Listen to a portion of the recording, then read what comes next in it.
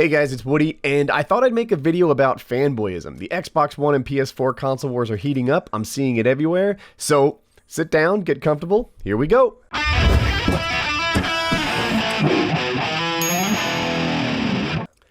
Alright, fanboyism. It is everywhere. And I'll start by talking about my parents. My parents are Republicans, diehard Republicans. Anything that the Republicans do, they seem to support, and anything the Democrats do, they seem to very much dislike. Even if the policy originated from the Republicans, they'll like it then, and then a few years later, if the Democrats push the same thing, they start to dislike it. That's how my parents do politics lately. It is what it is. The same thing exists, I think, in the console wars. We're seeing, anything Microsoft does is absolutely horrible, right? They can't win. And anything that Sony does is absolutely glorious. They can't lose. There's two ways to distinguish yourself as not being a fanboy here in the YouTube world, right? It's simple. One is either agree with the crowd, right? If you agree with the crowd and say, yep, that's Microsoft, they're going to kill your puppy on release date, everyone's going to absolutely love it. And I have an example that pretty much proves that. But if I just said that, yeah, teabag Microsoft, they're absolutely horrible, everything they do is terrible, then people will say, aha, Woody, thank goodness, you're finally not an Xbox fanboy anymore. You've exposed Microsoft and their puppy killing ways.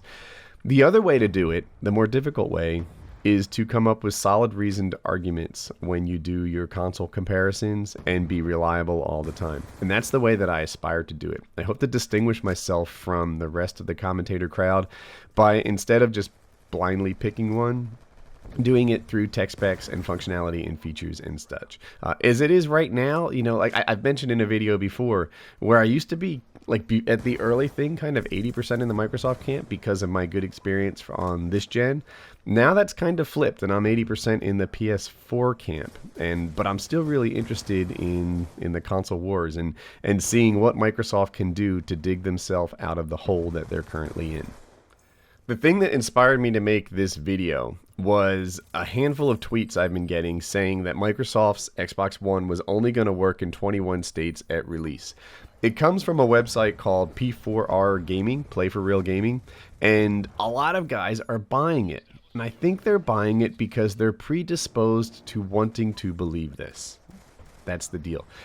There is some sort of truth that Xbox One is going to be available in 21 regions on release date. I don't know what a region is. At first I thought it might mean a DVD region, but it turns out, depending on how you count it, there's only 8 or 10 of those. So them being available in 21, I mean, that's not DVD regions. It's probably some sort of internally defined Microsoft region. So they're going to hit 21 regions on release date, not 21 U.S. states. That's ridiculous. It'll be available all over the U.S., I'm sure of it. The article also, it ends by saying that it's not available in Washington, D.C., and that they sort of protested against it. Obesity and quality of life made us decide that it was not worth pursuing at all. If you check the other articles on this site, they're parody things like developers saying that cutscenes were more important than gameplay, like a developer would ever, go on record saying something like that. So, and they went crazy, right? Like, it turns out gamers like cutscenes more than the actual game itself. Craziness. So, the fact that all these people are tweeting this article at me just reinforces the notion that people want to believe. These are fanboys who are doing this. And when you tell a fanboy that Microsoft's going to kill your puppy, they like to believe it. They prefer to believe it. And, circling back to politics again, when you tell them that Obama was born in Kenya, they don't need proof. They're just happy to hear it. They absolutely love this notion. And you tell them that these horrible things are happening from somebody that you don't like, then they're predisposed to believe anything negative about it. In related news, Sony released some of their launch day bundle packages so that you can pre-order them. And they're doing a pretty good job, but I don't fully understand it. I'm going to link it, and then you guys can explain it to me in the comments perhaps. But look, there's a PS4 plus PSN launch bundle, and it's $100 more than the PlayStation itself. I don't understand. Let's say the game is $60. All right, so there's a $60 value by bundling in the game.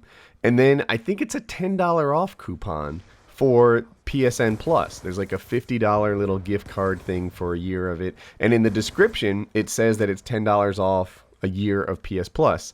So why is it $100 more than the console? I don't understand. There must be something I'm missing. Maybe it is a full year off PS Plus, and it just is confusing about that.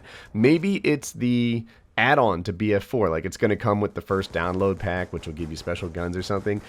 Maybe that has some sort of bundle, but or some sort of value, but I think that's just the pre-order bonus. If you guys can explain to me why the thing I'm linking is worth $100 more than the straight-up PlayStation, I would appreciate that. These bundles are going to be interesting to watch that play out.